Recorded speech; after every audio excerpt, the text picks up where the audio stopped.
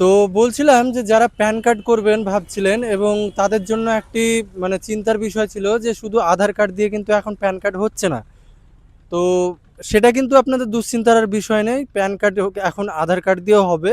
কিন্তু আগে কি লাগছিল শুধু ডেট অফ বার্থের জন্য একটা প্রুফ লাগছিল, সেটা কিন্তু এখন আর লাগবে। তবে সেটার জন্য কি হচ্ছিল, আপনাদের কাছে আধারের সঙ্গে অন্যান্য ডকুমেন্টসের নামে মিল ছিল না, হয়তো সেই কারণে আপনাদের হচ্ছিল না প্যান কার্ডটা করা।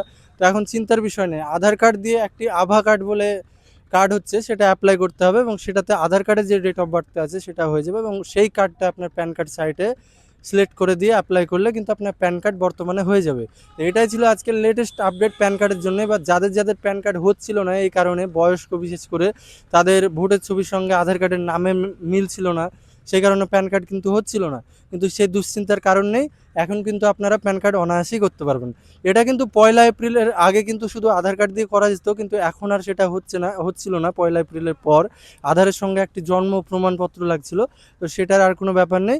এখন কিন্তু আপনার যে কোনো সাইবার ক্যাফেতে গিয়ে